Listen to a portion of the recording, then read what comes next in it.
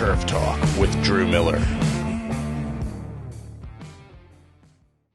On this week's episode of Tiger Turf Talk, we host Mr. Murray Cook, president of Brentsville Sports Turf, the official consultant of Major League Baseball.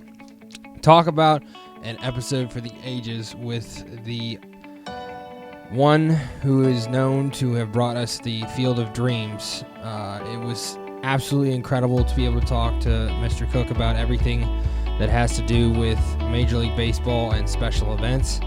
Anything from the series in London about 5 years ago to, again, the Field of Dreams field in Iowa this past spring season. It has been truly incredible to see through his eyes and his experience the true purity of what sports turf management is, and how incredible what each and every one of you do for individuals, not just, again, in your town, in your county, but all across the world, and the impact that you guys have. And I've told Murray this, that night was truly a special night, not just for the players on that field and the people in the stands, but for every person around the world that had ever seen the movie Field of Dreams, because it truly brought it to light. And I think it is truly telling of how he was the one that built it, and we all came to watch it. If you build it, he will come. It's truly inspiring, and this episode we get dive into all that, so be sure to check it out. We hope you enjoyed this episode of Tiger Turf Talk. Good afternoon, and welcome to the 56th episode of Tiger Turf Talk. I'm your host, Drew Miller, with your co-host, Sam Rui. Today we have on a absolutely incredible guest. I am so fascinated with his career and everything he's done. We have the president of Brentsville Sports Turf, the official consultant of Major League Baseball, Mr. Murray Cook. How you doing? Good, Drew. How you doing today? Good. Before we get started, I do want to take a moment. For those that know, Rylan Harris, our former co-host, passed away a couple weeks ago, and his birthday is coming up on the 9th. We have started a fundraiser, not us specifically, but the community at Brentsville has started a fundraiser. And if you could go to rylandstrongfoundation.com or .org, I apologize, and donate today in his memory, that would be incredible. I just wanted to say that before we get started. But I want to start with what was probably every American dream that you made come true a couple months or a month ago, might be a couple months now, in Iowa with the Field of Dreams game, which, again, was supposed to be a couple years ago. COVID, gotta love the curveball and everything. But what was that like for you to sort of be, and I told my kids today, I was like, he's the guy who was the one that built it, The movie says, if you build it, they will come. You were the guy that built it, and everyone came. So could you sort of speak to what that was like in that experience, sort of getting it ready and prepared for, again, one of the most incredible nights for Major League Baseball in all of its history? Yeah, Drew, it really was. But first, my condolences to Rylan and his family, and sorry for your loss. That's I've been following that myself. But yeah, Field of Dreams. You know what? It's all about dreams and what we do in our life and how we put things together. And this project has been something the Commissioner's Office has been looking at doing since back in 2015. Shortly after we did something there with Fort Bragg, and they liked what we did there at the Army base, and so we did a first of site evaluation, went to the site and walked through the corn, my first experience in Iowa. And from there, we went on to, it was kind of like there's a lot of things going on with the property at that time, and a lot of politics in the area about what they could do, what they couldn't do. And it was tabled for a little bit. But then 2 years ago, August 2019, we broke ground and got to the point where we could push some corn down and build a ball field. And it was pretty amazing as it relates to the whole experience from that point to 2020, obviously, the first building it and then having to, take it all down again. We learned a lot from that, right? It's always good to learn from things you do once, you get them done, but even better. So for us, we looked at it as a positive thing. So this year, I mean, the culmination of the event. You guys have seen it, and it's it just turned out. You couldn't script it the way it turned out. Right, the game, the event, the score, the people, the crowd, the field, everything, the weather. I mean, the night before we had the derecho come through, right? And it was just this extremely heavy storm came through and damaged a lot of corn. That night, our corn guy goes out and he's out there patching up all the corn. It was, but a game day, wow, came together. It was great. So you finally get the field up and built and it's ready. What is there anything specific you do leading up to the actual game right before game day? Well, we're obviously monitoring the weather, like, everybody in sports turf, right? Everyone's got to keep an eye on that, on the weatherman.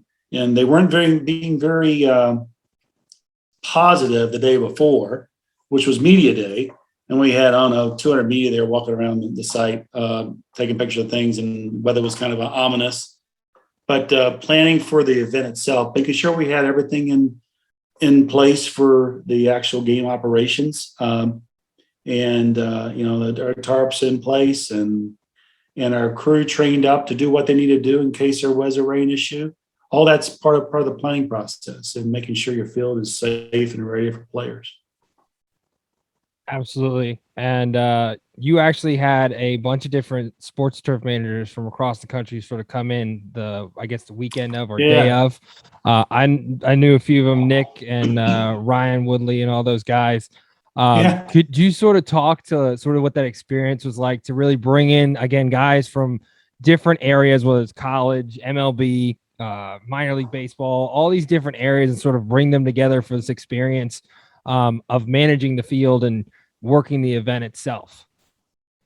Sure. Over the course of the events that we've done over the many years, I've always brought in different guys to help out and gals to work with us on these events. And this one was no different. It was important, I think, from a standpoint that this was something that was unique to Iowa, the first major league game ever in the state at an iconic Field of Dreams movie site. We really wanted to flood it. I mean, literally make it an Iowa event.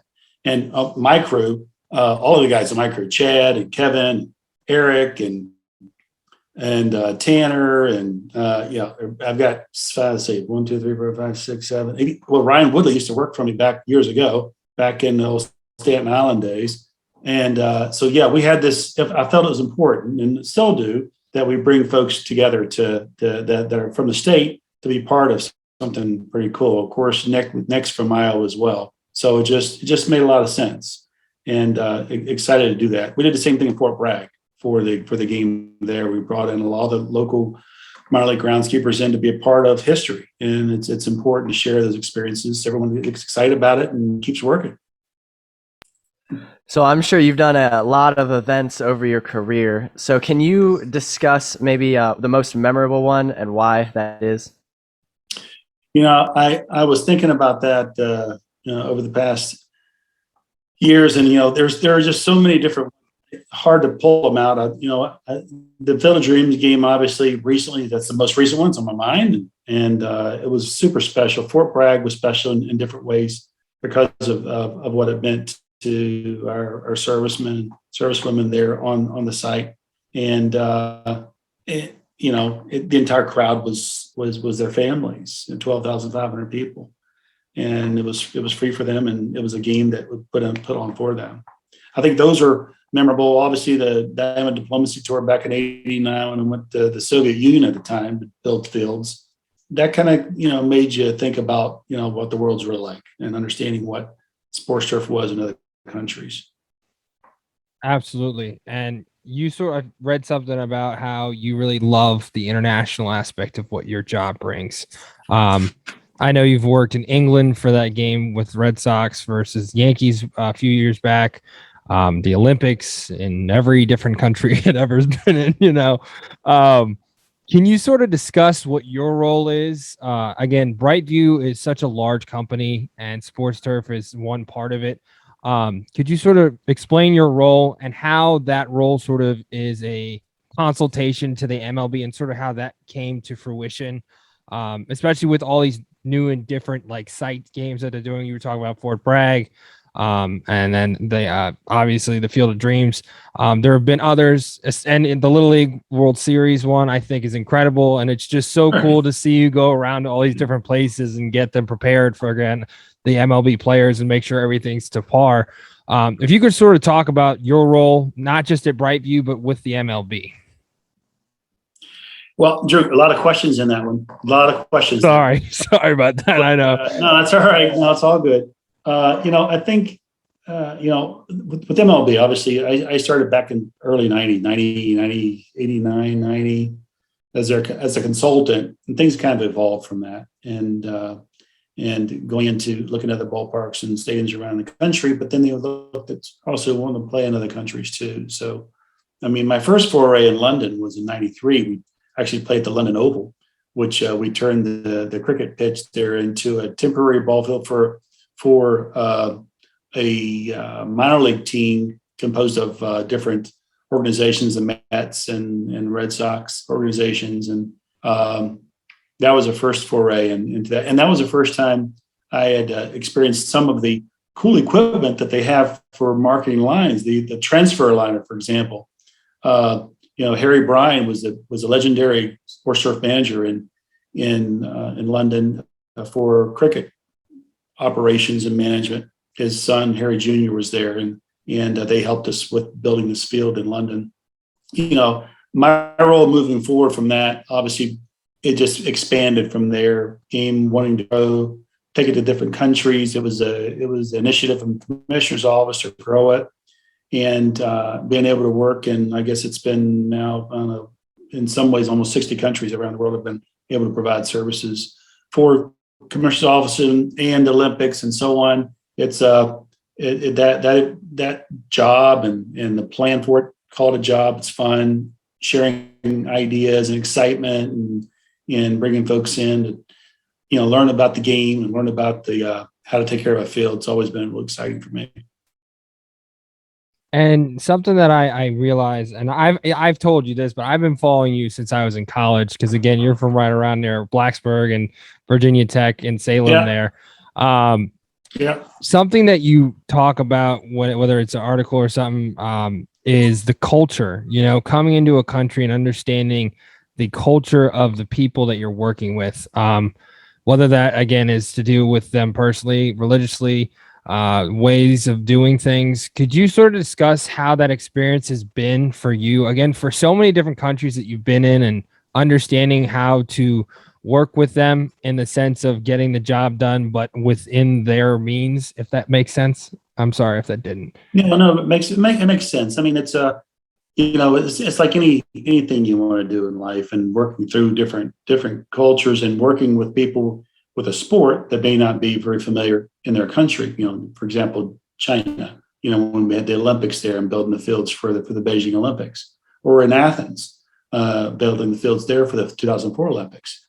These are cultures that do not have a strong knowledge of baseball. In fact, in China, they only know, some words like, batter's box and L screen, and those aren't even in the vocabulary. You have to come up with ways how they can say those, and we're assuming what they're saying is right. But as far as working in those, it really takes a lot of patience, and it takes a lot of understanding that people, have a way of doing things, and you respect those ways, and you learn from what they do first, and then you incorporate. Well, you know what? Let's show me what you do, and then I'll show you what we do, and let's pick the best one. And really, that's what it all boils down to, is communication and making sure that, you got a good, translator is pretty important, because, I don't speak all those languages, but I think, but even then, baseball is a universal language. And when you're on a baseball field, especially in countries like Taiwan, Korea, Japan, you're taking care of, first base or second base, you're raking, you're using a rake the same way the guy beside you is, or even in Cuba, where things are, the resources aren't there, and you're working with them with their wheelbarrow, their rake, and their shovel on how to build a pitcher's mound. And that's what you have. you might need to improvise in different cases. And they are the kings of improvising equipment because they, again, the resources they have, they aren't there. But it's just great. I've learned so much from it. And it's been exciting to be part of all those different events. So as we're talking about all these different countries and the projects you've done and the people you've worked with, is there any, and improvising the equipment, that's a good example. All the people you've worked with, are there any that really inspire you in any ways? I mentioned Cuba, and I think probably, as far as specific people, the grounds crew, their staff overall. I mean, I think when you look at some of the countries in Latin America as well, where the resources are very limited in what they use, but they make do with what they have. They, watching Juan edge the field with a machete as well as I could do it with a regular gas edger was pretty miraculous. It was like, wow, it looked just as good. It didn't take a whole lot longer, but he did a great job with a machete. And that's how they edge the field. So those things, you learn from those to say, sometimes you just got to go with what you got, and make it work. Love that. That's incredible. I was gonna say, gotta love a guy running around with a machete, right? Oh my gosh, from machetes to planting sod by hand. When I asked to get grass, we had to regress the field before the Tampa Bay Cuba national game, and we asked we went to the sod farm. They had one. They brought the sod in a truck. And they dumped it in the field next to the infield. And it was in pieces this big, and that's what we used to sod the infield. The Bermuda, it was like planting sprigs, and then where's the top? Oh, we don't have one of those. How you top dress? Well, you go back to the old school. I'm old school. Okay, you get a shovel.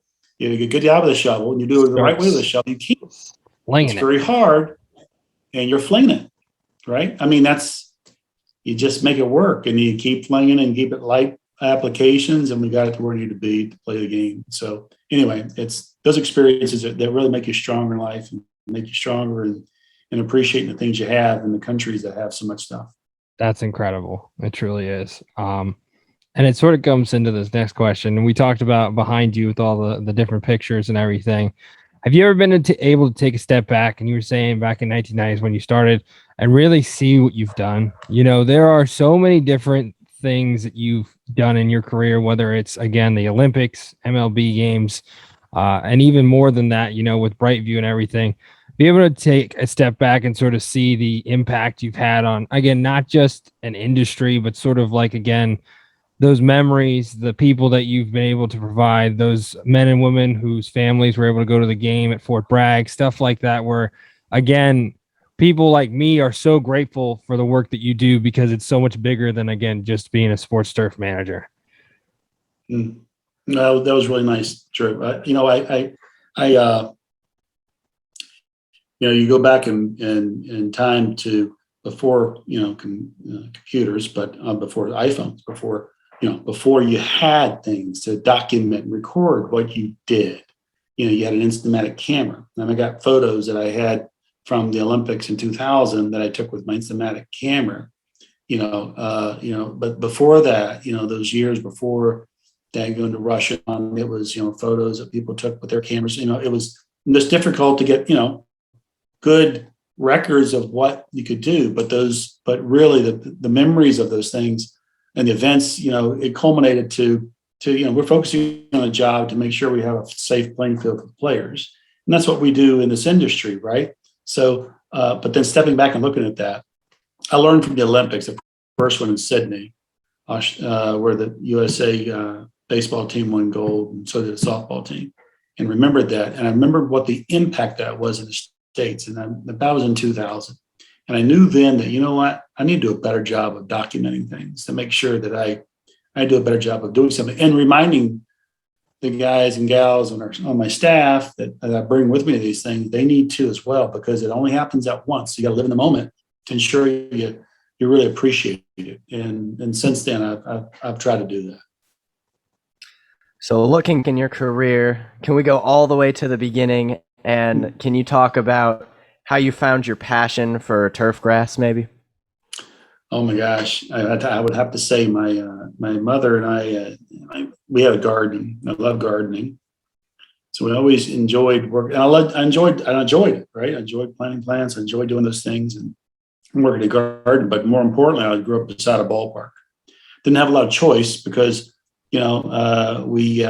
balls went over in our yard in the field, so I could sell them back to the guys in the stands. So I became an entrepreneur early on at 25 cents a ball, and moved on to once I got to the point where I was making more than they paid their ball boy and bat boy inside the ballpark. I moved inside. So when Dan Kinder offered me the job to be a bat boy and part-time groundskeeper at 14, I snapped it up for $3 a day and a Coke and a hot dog. That was my first job. I love that. That's awesome. The Coke and the hot dog were definitely the seller, right?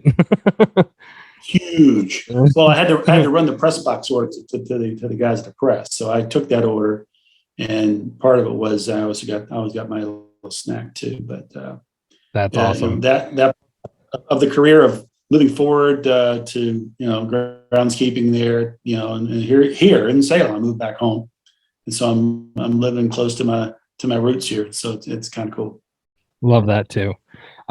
With everything, again, you were talking about 14. What kind of educational background did you get in order to, again, pursue what you're doing, and how did it better prepare you for, again, a job that has taken you pretty much anywhere in this world that we can think of when it comes to sports turf management? Well, I was fortunate to be in a community that really supported kids that wanted to work. I was part of the DECA program at the time, DECA Distributed Education. And I took part in that because our baseball field was also the football field for the high school. So it was a pro baseball field and the high school football field during the off season. So I did both. So I learned at that time transitions of how to go from one to the other back in the 70s. And then I went to college. I was going to be a teacher. Took a lot of archaeology classes like that. Found out that teaching didn't pay a lot, and I kept coming back to summer jobs and working at ballparks, and then things advanced from there and went on to at that time you couldn't go to school to be a sports manager. You could be an agronomist, or you could be you can get certification to be a golf course superintendent, but I didn't have a lot of desire for that. But so it was in this 80s, 70s, 80s, and 90s, there wasn't a lot there. Of course, now there's quite a bit that people can do and learn, and that kind of progressed into moving on to Disney, and took a lot of management programs on how to manage events and operations and programs there. So that's kind of all that all came together. So did you learn, you must have learned a lot of experience just from working. Can you talk about some of that? Yeah, experience from working. Wow. That's called the School of Hard Knocks. You learn from your mistakes, and you move forward with those mistakes, and hopefully you learn from them and you don't do them again. And that's kind of how things went about back in the day when you were learning to be a groundskeeper. You're able to read magazines. I was an advocate of the Sports Turf Managers Program since way back when, the association. And when they came out and started putting out a magazine about sports turf maintenance back in the early 90s, was like, wow, this is something I can read about what other people are doing in other places around the country. It was like so cool.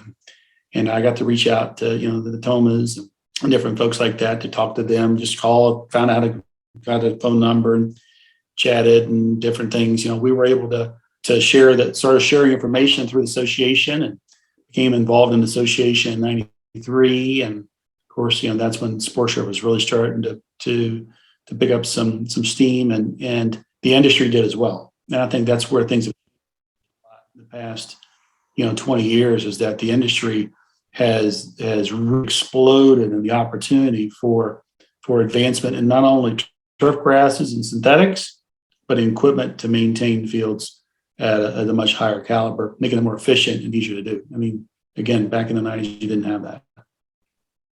back in the 90s and in Cuba and all the different places, you know. Yeah, Exactly. exactly. Yep.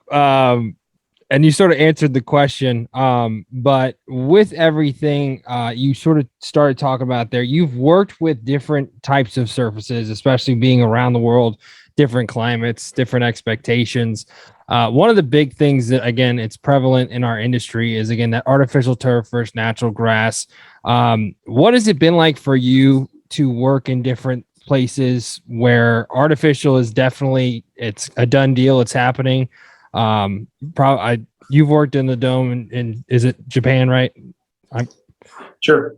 A few Sorry, don't. I Quite a can't few. go with, yeah, I was gonna say you Yeah. probably worked about 5 or 6, but Yeah. what has it been like for you when it comes to, again, prepping a field that, again, maybe the artificial is not in great condition in comparison to a natural grass field, with timing, you know, whether it's I'm planning to be there 4 months out because it needs X, Y, and Z, or I'm going to be a couple of years going on multiple visits just to ensure that it's ready. What's that kind of like, especially in comparison, again, artificial versus natural grass? Yeah, there's again, go back to the cultures, dome stadiums, right? So, that's a big in Asia, especially Japan and Korea, and Korea has one. Taiwan's building one now. You should have that one up. But synthetics, they're I look at it, it's very cyclical. I mean, back in the early 80s, 70s, 80s, you had like 11, 12 major league clubs that had synthetic grass, right? And then all of a sudden, everybody wanted their own ballpark. But at that time, they had football and baseball on the same turf. So, the Phillies and Bengals and all these guys had ball and they played in the same stadiums. And then, that was all nylon-based type turf grass, synthetic grasses. And moving forward, that kind of went away. Maybe Montreal and Tampa, maybe, and Toronto had synthetic. And now you're seeing this, new turf synthetics come up to be more competitive and safer and more grass-like. A lot of the projects we work on, for example, you mentioned London. I mean, obviously there, we worked on that for 2 years and the planning for it. And we were originally going to go with natural grass, but because of the time frame we had of 21 days to build the park, and it was the right decision because it rained 17 of the 21 days we were there. So and being able to roll out the carpet there for them to play on worked out very well. Again, but on the flip side, from a natural grass standpoint, I think that whole dynamic of the new monofilament type blends of synthetic grasses really pushed the dial for natural grass systems to improve. And now you're seeing these great, blue and Bermuda grass products, going north of, going up into Philadelphia and, Colorado, different places where you can grow Bermuda grass you couldn't before in the, the transition zones. So, I think it's good across the board, but each venue is different and each used a different way. When you're going into some of these temporary sites to play games, to be able to come in there and roll out and then roll back in. I mean, I remember we played a game at the Alamo Dome, and the Rangers played there, and we, of course, that's a domed convention center basically, and we were able to put something there. So, is it, it's ideal in both ways. It kind of give and take. It's not perfect, but the whole idea is to making sure the field at the end of the day is safe and playable for the players, and and they're good with it.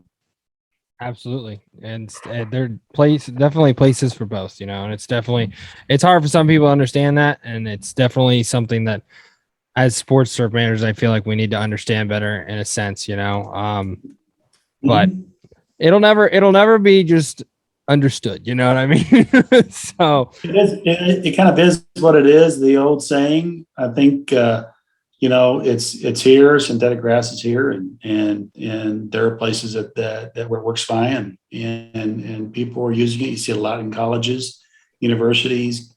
Kids want to play more year-round sports. You see different applications of these tournament fields and tournament sites where they have multiple synthetic turf fields. But what I love seeing, I'm a natural grass guy at heart. I want to see natural grass out there before anything else, I think I'm excited to see the new varieties of natural grasses step forward too and remain prominent in our industry.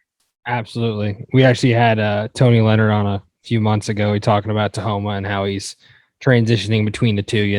It's really cool. And I think you're right. It's so cool that we're able to do that now, where again, we're in that zone where it's like it has the hot summers, but you don't want to deal with the cold winters, so you can just swap them out. You know what I mean?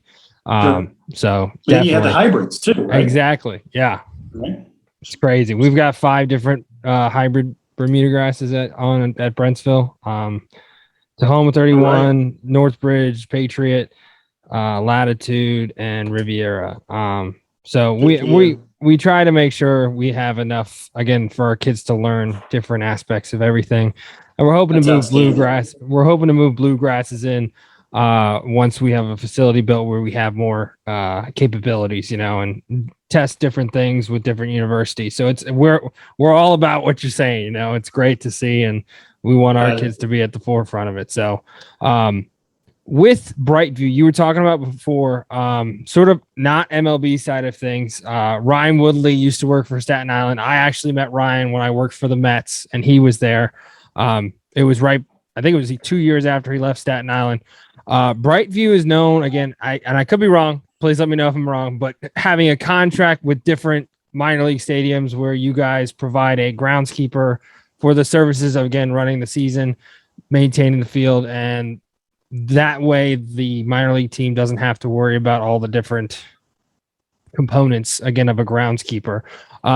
Could you sort of explain sort of that and more of what Brightview is in the sports turf division of things when it comes to, again, Brightview as a whole? Yeah, well, the company's quite large. It's a commercial landscaping company, merged with Valleycrest and Brickman back in 2012, 2013, 14, something like that. And like 21,000 employees. It's a big group, and the sports turf is a little bitty piece of that, right? But it's an important piece as it relates to developing opportunities in different branches to take care of athletic fields and sports fields and colleges, universities, and that sort of thing. And we help them with that. From our standpoint, from the sports turf side, as you know, we focus pretty much on the baseball sector of sports, and that's where that's our niche and what we do, and providing services for those activities. You mentioned taking care of minor league, because we took care of quite a few there for a while, and we only do 3 or 4. We don't do a lot of minor league work because a lot of the guys they want to work for the home team, right? And that's fine too. And even then, we provide some help and resources to help guys along in maintaining their fields and other parks. But that's a model that we've used for a while, and it's worked for us. But enjoy being able to talk about the Brightview world and what we've done with the crews. Different folks have passed through on our group, because it's all about advancement. So we were able to bring guys in to be on a field crew, give them a decent salary and a pay, and teach them about the sports. And 9 times out of 10, they get picked by somebody else, like Woodley, or I could name off several guys that have come through our organization that are now with major league clubs or NFL clubs over the years. So you must have, with all your years at Brightview, you must have seen the organization grow and change a lot. But not only your organization, the organizations that you work with must have grown over the years. Can you talk about how things have changed and grown? Well, and what's grown for us has been the development, obviously, of the equipment materials, right? So that's really expanded opportunities for managing things more efficiently and more safely.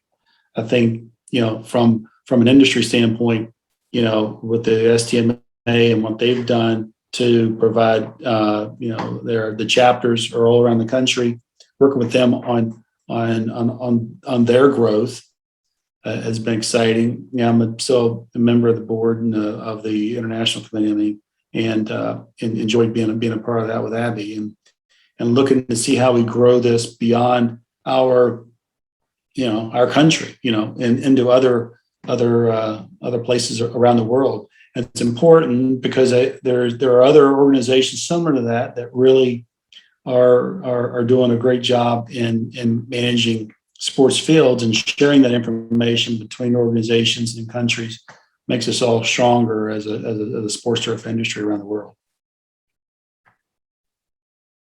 And sort of to piggyback off of that, again, the growth you've seen and everything that's come into, again, even since I started probably 2014, 2015 was when I first really got into sports turf and attended my first STMA conference. What do you see for the future of sports turf managers? Whether that's with STMA or whether that's, again, with what you're doing specifically. What do you see in the future?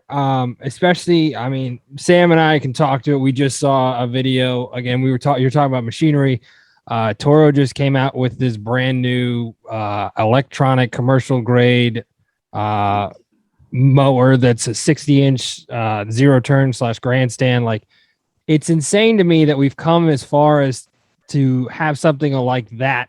Again, that is definitely like capable in the actual workplace setting, going from, again, seeing homeowners to stuff like that to having that in, again, sports turf. What things do you think you can see in the future, and how do you think that's going to change the industry's outlook moving forward?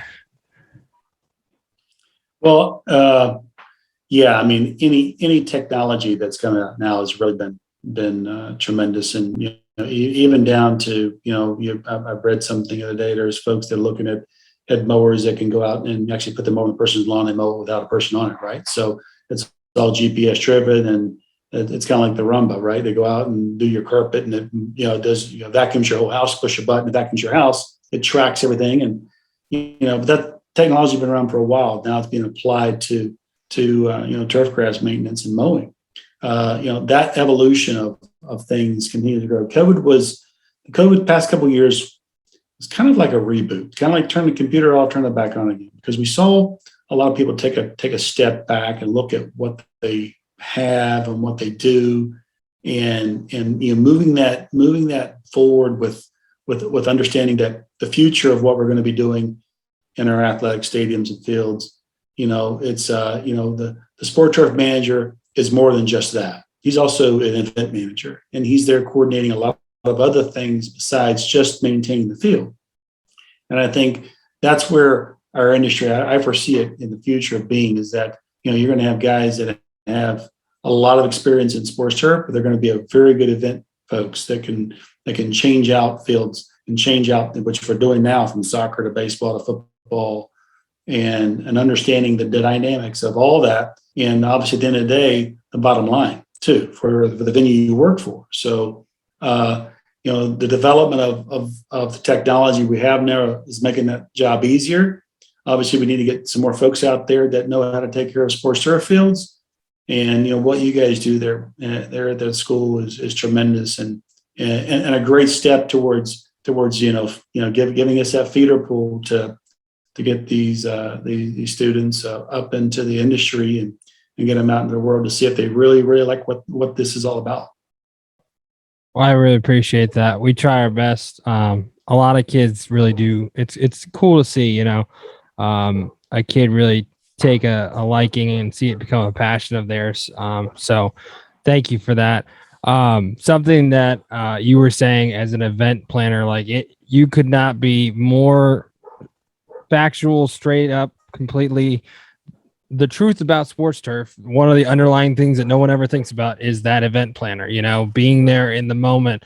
I remember I was in college. I was a student worker down at Tech, and for some reason, I still don't know why they did it, but they left me in charge of the semifinals for the ACC lacrosse tournament at 9 p.m. It was UNC versus I don't even know. It was North Carolina State, I guess.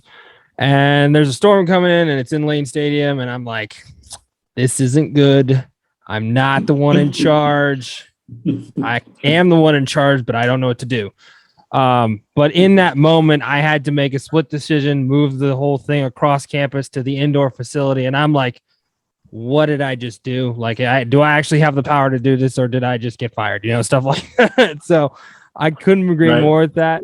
And the other thing with the GPS mowers, I am not going to trust them. Okay. Because Sam and I can speak to this. We were given by our director of career and talent education a robot paint machine that we've been able to use for fundraising purposes. We don't use it on our fields really because we want our students to learn, obviously, but we go to different schools and paint their fields and whatnot. That thing does not work perfectly. Okay. It has hit many Right. things, and I don't trust it a mower to not cut me. So I'm sorry, but I do not trust the Gotcha. mower yet. Yeah. And you can ask Sam. It's got some work to do. Pretty funny. Yeah, it's hit me, and I would not like it to be a mower. So. Is that right? Well, that technology been around even for farming, where we and fulfill the dreams. We work with Andy Ray and the guys there on the farm, and the entire they got 10,000 acres of corn they harvest, and it's all GPS driven. It's pretty amazing. Of course, you're not going to hit anything out in the farm field like that, but again, I mean, it's it's part of the future. I mean, remember 25 years ago we didn't have a cell phone, or we had a brick that was it was massive. The technology catches this, right. You had to hold it Yeah, like did this that, and you had to carry the battery box with it. on your hip, right? So you What did you say? it was, yeah. What was that? And I got to stand over here 1 foot to make sure it worked. But Get down on your hands and knees so I can satellite step phone. on the back and get some service here. yeah, right. And even for me growing up, I think I graduated high school in 2013. So, I mean, yes, by my middle school years, I had everything. But when I was in elementary school, we still had like the big blocky Mac computers were the only things that ever existed. And it was like, that was like the cool thing, you're like, oh man, we're fancy here. Yeah. Everybody I got watch the out. Exactly. It is crazy how fast everything has come to fruition when it comes to technology. And especially now in the industry, like you said, it's crazy to see the advancements, whether it's, again, the actual machines we use or the technology we're using for like soil control, not even control, soil management with sensors and everything. Sure. But Better weather systems, down to your own, down to more accurate weather. I mean, I remember days watching the DTN screen. We got a game coming up, and you call the meteorologist, and he's just watching weather patterns and clouds. He didn't have that data to know when that storm was going to hit as well as you do now. They'll update every 15 minutes. That's all you get. 15 minutes. 15 minutes is a long time when you're waiting to put the tarp out. So, just to see that technology grow to help us really manage fields better for rain delays and operations. Has been phenomenal to really help us. I still question it, a little bit. I'm like, oh, it's coming. Yeah. Oh no, it's gone. There's nothing here. Boom. Right. Wait, Right. where did you come from? Right. Right.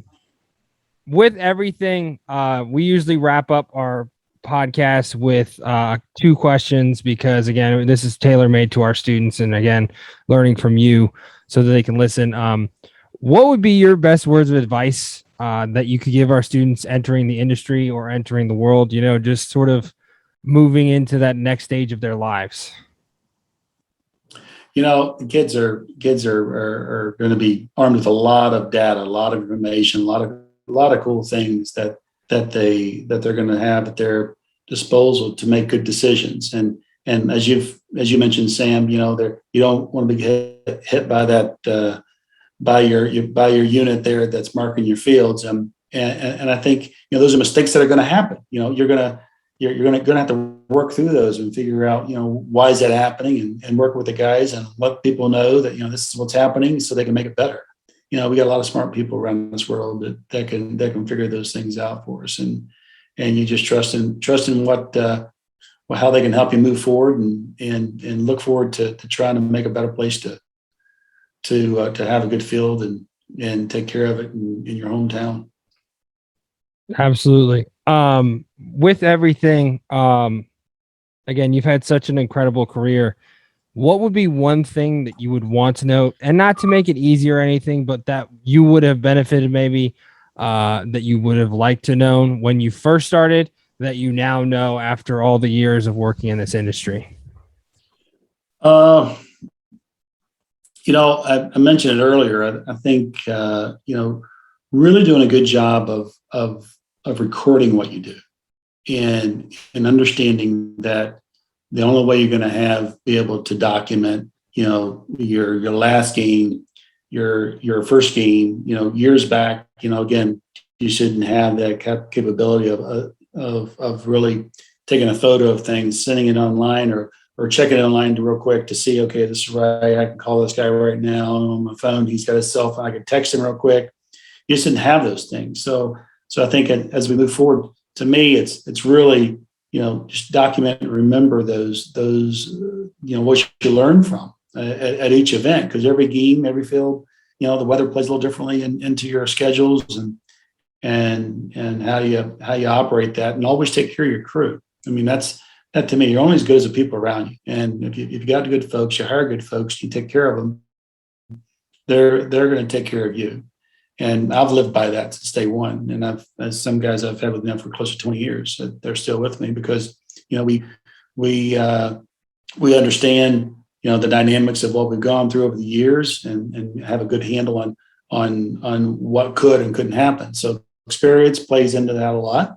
And the experiences that I've had over the many years of working in sports fields around the world have taught me a lot about, there are still things that I don't know, and I'm still learning every day and how to do things. And, building a professional field on Armor Deck system in London, is that possible? No, it's not possible. Well, we did it, and it worked, and they played. It took a lot of folks, a lot of mock-ups, a lot of testing, a lot of data, a lot of equipment to figure that out. That's it. You just have to get people around you to help you figure them out. So you have a lot of memory. Excuse me. You have a lot of memories over the years, from back when you were making $3 a day at the field to maybe your most recent project. Is there any one memory that's just very special to you, very happy? Well, again, coming off Field of Dreams is pretty cool. At the end of the game, kind of knowing what that was about and how that turned out, and how it really touched a lot of people around the world. The movie itself and how that played into the emotion part of the game, and how that movie, talked about Ray Kinsella playing catch with his dad on the field, and folks really attached themselves to that movie, and the fact that he's kind of stopped that night of the game. And people watch this game, and I've heard from hundreds of people around the world, people that I haven't heard from in years, about they watched it. They said that was a game. The entire game they watched it, and it made them feel good about the sport and feel good about things in life, and being able to have those kind of moments and have that kind of feedback from people was pretty special. Well, it definitely made so many people's, year probably. I still had goosebumps from they walked out of the corner. I was like, whoa, this is not real right now, But the scene that you were talking about where they were playing catch, did you ever hear about how they filmed that scene? They just called the local people and said, hey, come here at this time. And it was just everyone started driving to the field, and it was one take, and they couldn't do it more than once on a helicopter with a camera where they just went up. And it's still one of the craziest things to me that was the most expensive shot in the whole movie. And again, it just played perfectly into what the movie was, and again, that night, I want to thank you so much for being on. We can't thank you enough for taking the time. I know we had a blast, and we hope to hear from you soon, and hope you do well here in the next few projects that you have. If you're going down to STMA, let us know. We're actually taking a few of our kids down. I'm sure you're super busy Awesome. though. But we're excited to meet everybody that we're doing these with down there. So that's great. No, that's great, Drew. I appreciate all you do and with the school there, and Sam, yourself, and putting these things together. Good information to put out there for folks who want to get in the industry. We want to make it fun. It's a good job. It's a great career. A lot of opportunity to do a lot of different things in different sports. And appreciate you guys having me on the show. good luck in the future with your ball fields.